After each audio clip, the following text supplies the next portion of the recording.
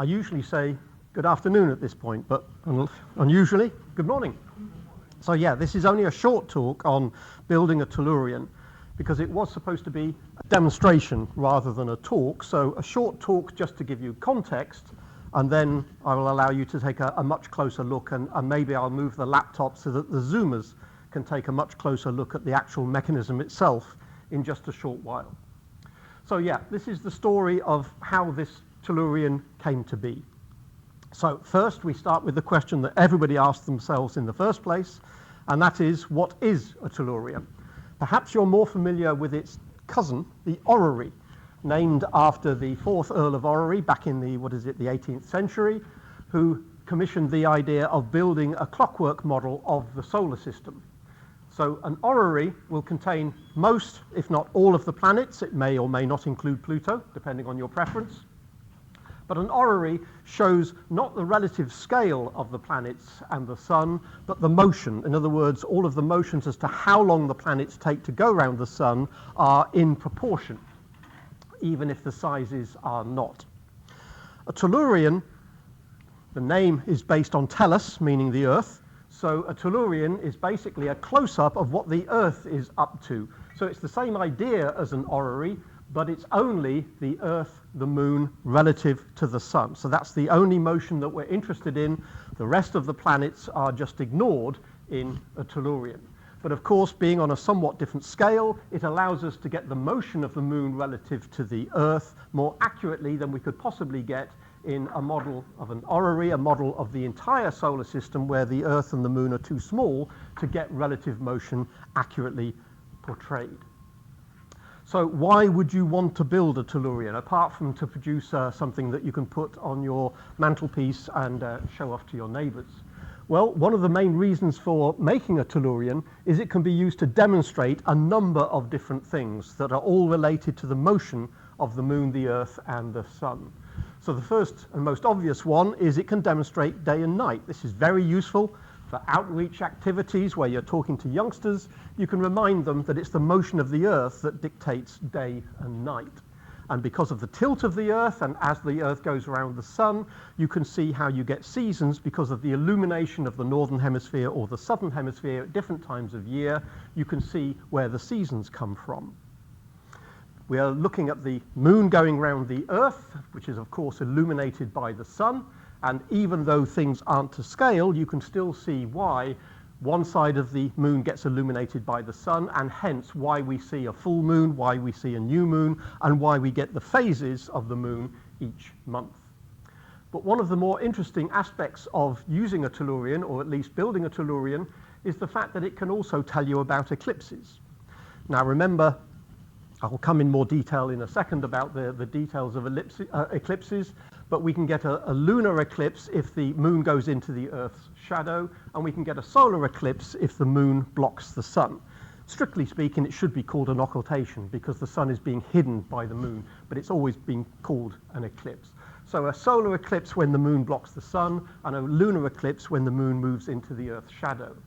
We can't necessarily generate the shadows correctly when the model is not to scale, but we can use this mechanism to tell us when an eclipse will occur at a particular new moon or a particular full moon. Remember, we need a full moon when the Moon is on the opposite side of the Earth to the Sun in order to get a lunar eclipse, and the opposite for a solar eclipse.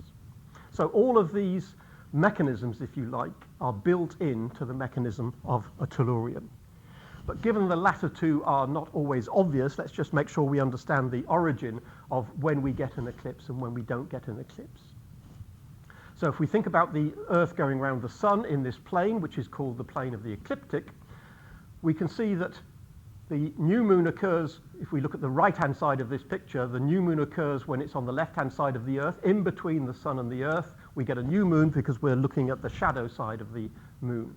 Whereas when the Moon is on the other side, the extreme right of this particular diagram, we have a full moon because we can see the illuminated side of the Moon. But just because the Sun and the Moon and the Earth are lined up does not mean we get an eclipse, because the orbit of the Moon is on a 5-degree tilt, as indicated in this particular diagram.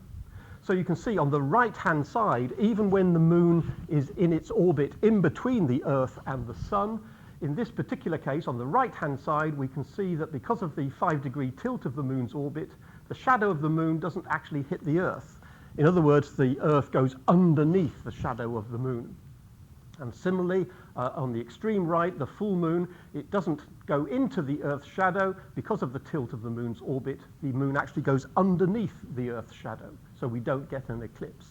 On the extreme left of this picture, the opposite is the case. At new moon, the moon's shadow is too low to hit the Earth, and the Earth's shadow is too low to actually have a lunar eclipse. But you can see that we can get an eclipse when the line here, which is called the line of nodes, a node is simply where the orbit of the moon coincides with the orbit of the Earth. So in other words, the moon crosses the plane of the Earth's orbit, this horizontal slab that we're calling the ecliptic here. We're calling this a node, the point at which the 5-degree tilt where the moon's orbit crosses the Earth's orbit, that's called a node. And whenever that node is lined up with new moon and full moon, then, and only then, we can actually get an eclipse. In other words, the shadows of the moon and the Earth are not too high or too low to fall onto the other body. So not only do we need a new moon for a solar eclipse and a full moon for a lunar eclipse, we'll only actually see an eclipse if those two things happen when we have got a node pointing at the sun. So over here, the nodes are pointing this way, up and down if you like, not towards the sun, same on the left. But in these two locations at the top and bottom of the picture, the nodes are pointing towards the sun, and then we can get an eclipse. So if we want to know when an eclipse occurs, we've got to keep track of where the moon is in its orbit, where the tilt is, in other words, which way is the moon's orbit tilted? Is it tilted to the left or tilted to the right? And we need, if we want to work out how long an eclipse occurs, remember, most of these things, although they're drawn as circles, the actual motion of heavenly bodies is, generally speaking, an ellipses. And so there will be times when the moon is a little bit closer to the Earth and times when it's further away. When the moon is close to the Earth, it'll subtend quite a large disk, and it'll be easily big enough to cover the disk of the sun. So if an eclipse does occur, we get a nice long total eclipse. There will be certain times when an eclipse occurs when the moon is much further away from the Earth, in which case its apparent diameter will not be enough to cover the whole disk of the sun, and a little ring of light will appear around the disk of the moon, and that is an annular eclipse. So if we want to understand eclipses, we've got to keep track of where the moon is in its orbit, how much is it tilted and which way. So it's always tilted by 5 degrees, but which way is it tilted? And how far away is the moon from the Earth to tell us whether it's going to be a total eclipse of the sun or an annular eclipse of the sun. And in principle, all of that is built into the mechanism. So there are 3 types of month that have to be built in. One is, how long does it take the moon to go around the Earth from one new moon to the next new moon? Or if you like, from one full moon to the next full moon. Doesn't matter which phase you pick. How long does it take to go from one phase to the same phase again a month later? That's the so-called synodic or synodic month. And that's dictated by the ring indicated there, the one that actually carries the moon around the Earth. But as I just said, we need, if we want to understand eclipses, we have to understand the tilt of the moon's orbit and how often the nodes point towards the sun. And the length of time it takes for the moon to go from one node back to the same node again is a so-called draconic month, which is not the same as the length of time it takes the moon to go from new moon to new moon. And that is indicated by the tilted ring underneath. I'm not expecting you to see all the detail here, but by all means, when you're done, come and inspect a little more closely. You can see that one of these rings is actually tilted by 5 degrees. And where that ring is in terms of which way is it tilted, well, that tilt changes on a time scale given by how long the moon takes to go from one node to the next. And the third one is the distance from the Earth to the moon. The anomalistic, rather odd name, but the anomalistic month is how long does it take in the elliptical orbit of the moon around the Earth, how long does it take the moon to go from the closest point to the Earth in its orbit back to the closest point again in this elliptical orbit, the so-called anomalistic month. Now, because the orbit is elliptical, And because it's very difficult to make elliptical gears, circular gears are nice and easy because they're always in contact with each other. But if you try and make a gear which is elliptical, you have all sorts of problems trying to make sure the teeth continue to mesh. So in this particular mechanism, no one has tried to do that, but the anomalistic month is indicated, so it's not a question of the moon actually moving in an ellipse, but there's an indication of where it is in terms of, is it at perigee, is it at apogee, the furthest point from the Earth, or is it somewhere in between?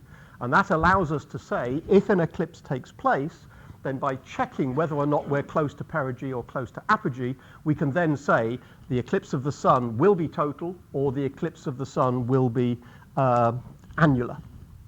So all those 3 months have to be taken into account, and all those months are different. The length of time it takes to go from new moon to new moon is 29.5 days. And the length of time it takes to go from one node back to the same node again is 27.2 days. And notice it is similar but not quite the same as to how long it takes to go from perigee to perigee. That's why no 2 eclipses of the sun are ever quite the same, in the sense that even if you think of, well, we had an eclipse 2 years ago, there's another eclipse coming up in 2 years or whatever, it won't necessarily look the same, because when you divide these number of days into the time period, you find, well, the moon might be back to a new moon phase, it might be back to a node, but it won't necessarily be back to, for instance, perigee, the closest point. So we won't necessarily get an eclipse of the same length. We might not even get a total eclipse. I'm not going to go through the maths, but if you wanted to work out how far ahead in time do you have to go if you started from 0 and then started counting days, how far do you have to go before your synodic and draconic and anomalistic months are back in sync with each other again? Given that they are 3 separate periods, how many months, how many years do you have to look ahead before they're all back in sync again? And the answer is 18.6 years. That's why eclipses happen on a pattern of 18.6 years. If a particular eclipse occurs on a given day, then you'll get an eclipse again 18.6 years later, because these 3 will be back in sync at that particular point. Okay, so how do you go about building one of these wonderful bits of mechanism? Well, the origin of this particular model was a company called Eaglemoss, who released the Tellurion as a kit that builds in weekly parts. You know these things? Builds in weekly parts to a complete encyclopedia of, or whatever. If you want the Back to the Future DeLorean, you build it in weekly parts, you get a tiny bit each week. And that's the basic idea of how it was first released.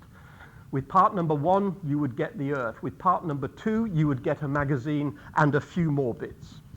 Each of these parts is basically a magazine, and a part is not necessarily one particular piece. It could be one gear, or one piece of brass, or one Earth, or one moon, or one sun. But sometimes a part is a little collection of pieces, so it could be a few grub screws and a cog or a sprocket or something like that.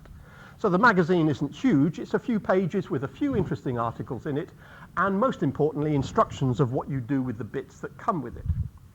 So one option is to go to the original supplier. Unfortunately, this particular release is not available at the moment, but it has been re-released in the past, so it might be re-released in the future.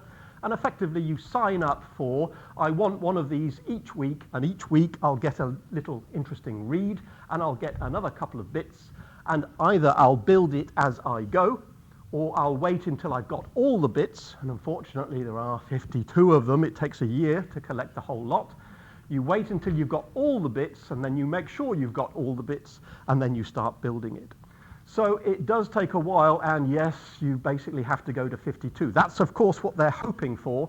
They try and sell you the first one cheap, and the second one then goes up in price, and they know that if you want it completed, you've got to buy all 52 bits.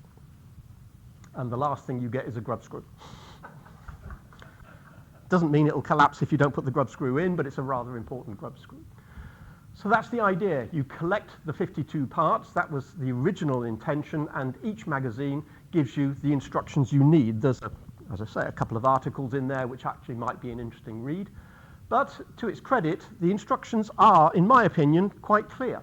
In other words, every magazine you get where they say, right, you've now got the bits that you need for the next phase of the construction, it tells you that this particular cog is numbered 23, and you got that with issue number 7. And it basically, and each bit you get, which is sealed in plastic, has a number on the back, so you know exactly what it is you're dealing with. So it tells you which part is numbered and which magazine it came with. And it gives you instructions written in relatively clear English as to how you do it. Literally, you know, take this grub screw and put it into that collar, and then attach that collar to this gear using these 3 screws, etc. Everything numbered, everything identified. It gives you exploded views of what it is you're trying to construct. If you're trying to put the earth on top of its shaft, it tells you that they should be in the order of this, then that, then this, then that, then this, then that, etc. It tells you what it looks like exploded, and it shows you what it looks like, what it should look like when you put it all together. So if you put it all together and you follow the instructions and it doesn't look like this when you're done, you know you've done something wrong, and at that point you can double check, have I misread something? But I found when my friends and I produced one of these things a few years back, we found that the instructions themselves were very clear. If we made a mistake, it was our own fault for either trying to go too fast or simply skipping over something that we should have read a little more carefully. So the instructions are very nice. The alternative, if the manufacturers no longer have this option of buy this in weekly parts, there are other possibilities, which is what my friends and I decided to try and do. And that is find somebody who's selling them second-hand. Some people, apparently, have collected all 52 bits. Apparently, all 52 bits are sitting on their kitchen table there, kitchen counter, and all the magazines are there. And for whatever reason, they've decided not to put it together. And they then said, right, I've got all the bits, I've decided not to build it. Let's put it on, in this case, Facebook Marketplace, whatever. And I think there's lots of reasons why people do that. Maybe one family member collects it all and then they lose interest, or somebody collects it all and then leaves home and then they're left with, I don't want to do all of this, I can't be bothered to put it all together. So for whatever reason, some people sell all the bits, but they don't necessarily sell all the bits any cheaper than it would have been if you'd bought them in the first place. In other words, some people will sell all the bits for hundreds of pounds, for instance. But you can go onto eBay and find some of the bits. And sometimes, when I say some of the bits, I mean some people will just sell one packet out of the 52. They will sell just the legs, or just the sun, or just that ring, or just that cog, or whatever. And sometimes they'll sell that for a few pounds. Other people will say, I've got a job lot, I've got half a dozen bits here. I've got 24 packs, which are bits of a Tellurion. And they'll say, I've got bit number 1, 2, 17, 23, 24, 25. Not necessarily consecutive. Again, you start to ask, how did they end up with non-consecutive parts?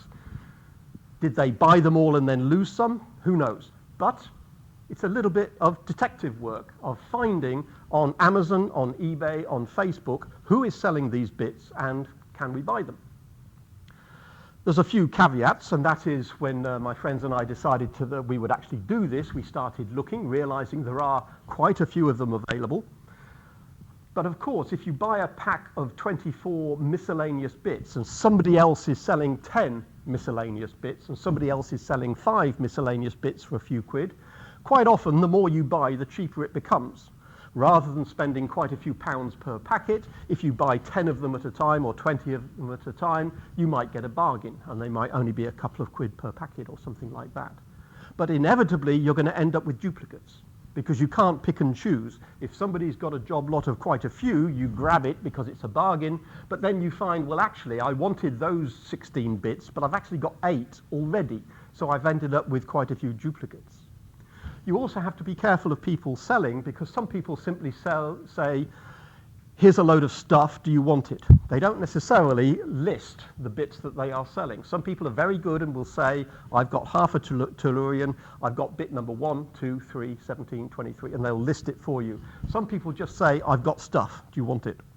And it's up to you to decide, well, I think that might be the bit I want, but I'm not sure I need that one, but I do need that one. And they'll only sell it as a job lot. They won't sell it individually. This person, I'm pretty convinced, did not know what they were selling. because the more I look at this, I didn't ever go to this particular person, who shall remain nameless, but I looked at this and thought, this is interesting. They're selling I can't remember what they claimed they were selling. I think they might have said, we're selling a model of the solar system. That belongs to the orrery. That belongs to the orrery. That belongs to the Tellurion. This belongs to the Tellurion, I think. That belongs to the orrery. That belongs to the Tellurion. I think they've just got I don't know where they got it from, and there's not a complete Tellurion there, and there's not a complete orrery there. If you bought that and tried to build it, you'd end up with a Frankenstein of half orrery, half Tellurion, and it would never work. So just be wary that some people will tell you precisely what they're selling, and this is the price, and you take it or leave it if you think it's a good bargain. Other people you have to be a little more careful about. But you will end up with duplication if you go for the buying it a few bits at a time. As I say, buying all the pieces in one go, the seller knows that's a valuable resource and will charge you accordingly. It's more likely to get a bargain if you simply go to people who've got a few bits here and a few bits there. In which case, it's a sort of fun detective work. What have we got? Well, let's get the spreadsheet out. We've got bit number 1, we've got bit number 2, we're still waiting for bit number 3, we're waiting for part number 4, and it took, I think, a few months of just sort of finding out what was out there to get an idea of, is this a viable thing?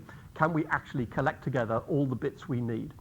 And after a while, we got a number of duplicates. So my friends and I started to think about this and said, well, we're heading towards the point where we will almost imminently, we're going to have all 52 parts. But we've ended up collecting loads and loads of duplicates that we don't actually need. Our original thought was, well, once we've got the thing built, we'll simply sell the bits we don't need back on eBay again, and the whole process will continue. But after we got to the point where we were nearly at we've got 52 bits, we thought, well, we've got 51 bits, and we're about to get the 52nd bit, and we've got dozens of duplicates. Oh, what the hell, let's build 2 of them. So my friends in the University of Birmingham, I used to work at the University of Birmingham, we decided that we would continue, finish the 52 piece that we were collecting, and we had so much left over that we just needed a few more bits to make a second. Yes, we ended up with a few triplicates, which are now sitting in a cupboard. If anybody wants to start this project, we'll give you the triplicates that we no longer need. But basically, we ended up with 2 Tellurions. They kept one, I kept the other. And as a homage to the telescopes in the North and South Hemisphere, Gemini North and Gemini South, we decided to name these Tellurions. Tellurion South, which stayed in Birmingham, and Tellurion North, which is the one that you see working in front of you here. So this is Tellurion North. Bear in mind that it can become an obsession. Not for us, but some people do take it to extremes. This again was an advert of somebody who seems to have at least half a dozen orreries and at least 4 Tellurions. So it can become a passion, it can become addictive, it can become an obsession. But it's useful to know that there are such people in the world, because if you find that you've got everything except for part 27 or something, then it's not impossible to email the person that posted this photo and say, you've clearly got lots of bits here. I am really desperately in need of gear number 27. Have you got one? And the chances are they will. They might charge you a $5 or a $10 for the privilege of buying that last piece that you need.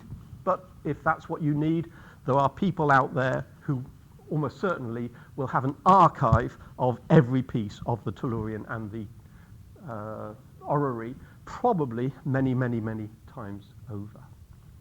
So, having collected all the 52 bits together, I decided to visit my friends and say, right, this is the weekend we're going to put it together. We've now verified that quite definitely we've got all 52. We've double-checked the numbers on the back of the packets.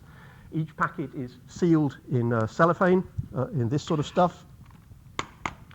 And that does mean that if you buy second-hand, if it's still sealed, then it's effectively mint. So I don't suggest you ever buy ones that have already been opened. If you're buying the original packets, then it doesn't matter how many years old it is, they are still effectively mint because they haven't been opened. So we double-checked that we had 52, checked the numbers, checked that the packets were the correct packets, And then I visited them for a weekend, and we sat down and said, right, let's put it together. We started with the Earth. The Earth goes onto the Earth axis on the end of this arm, which takes it around the sun, the so-called Earth arm. Then a few more bits get added for the Moon, which sits on this on this orbit, which tilts it at 5 degrees. That's why it's on a sort of stick, as it were, so that it goes up and down as it goes around the Earth. And then the Earth arm is populated with the Sun. The Sun is on an axis which is also driven, which means you probably can't see here, but the Sun is actually rotating as well. The Sun rotates in approximately a month.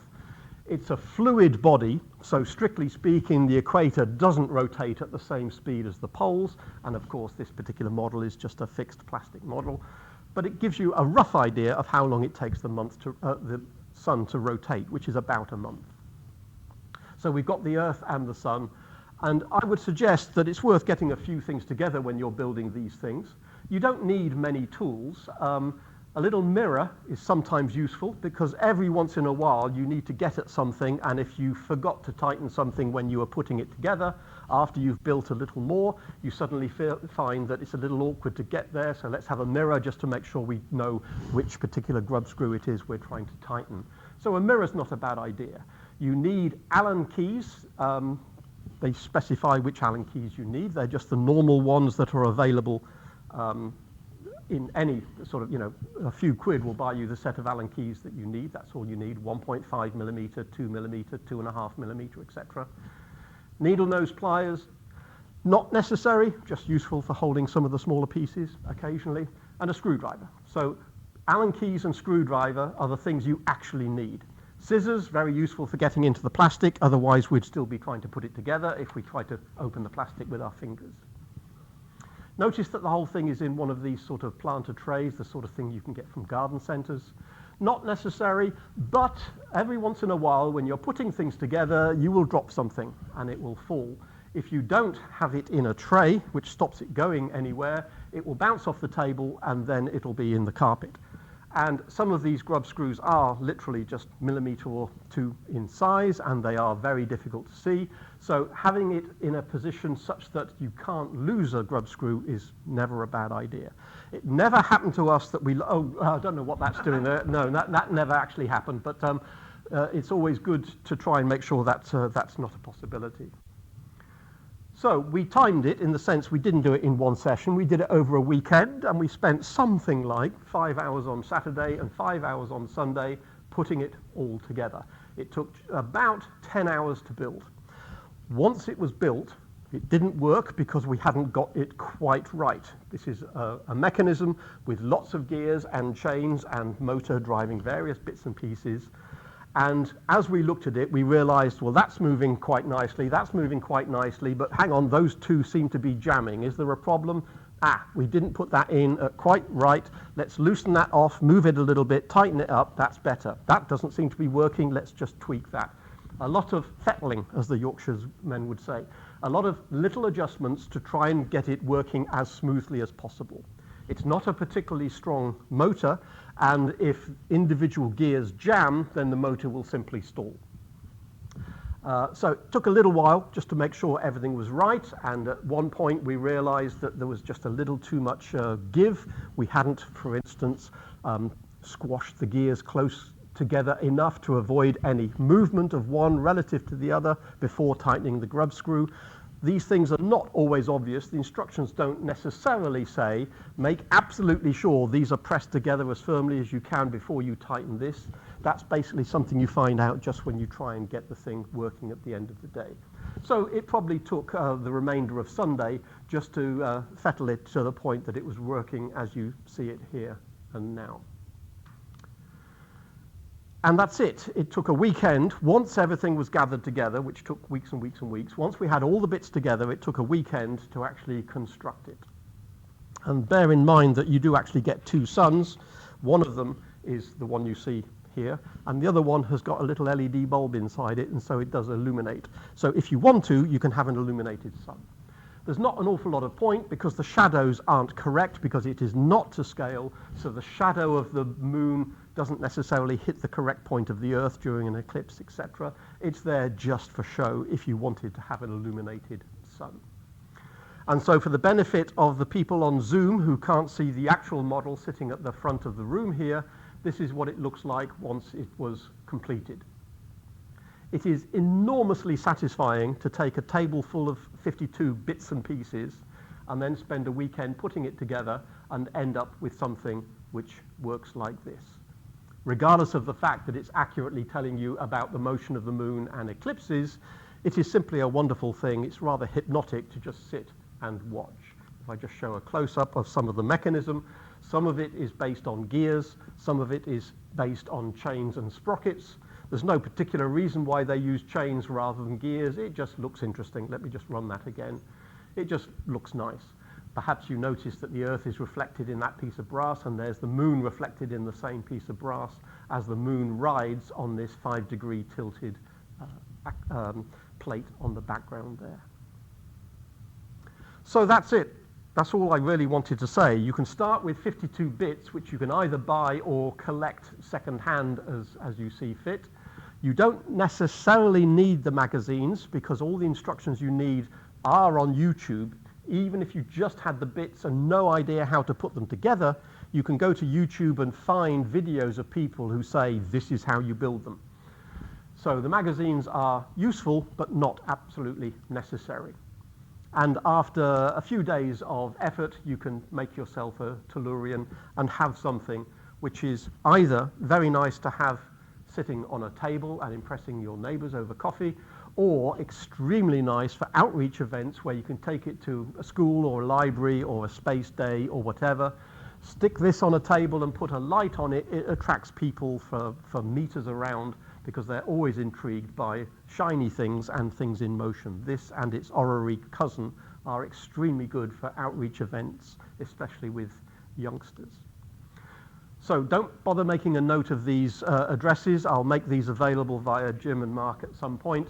But basically, the original distribution was the top one, Eaglemoss distributor. But you can now get back issues from other places, either from Eaglemoss itself. A number of back issues are available, but they are top dollar. They will charge you quite a few quid per part, per magazine. Partwork collectibles are another source of where the parts can be obtained from, but I found the cheapest place to get the parts is to go searching on Amazon or eBay or Facebook Marketplace. You won't necessarily find all the same pieces in one place. You might have to do a little bit of detective work and find some pieces here, some pieces there, but it'll end up cheaper in the long run than buying the original set for quite a few pounds per part. So I hope that found you interesting and has made you think about whether or not you'd like to have a crack at building one of these for yourself. Thank you for listening. Thank you very much indeed, Steve. Very impressive.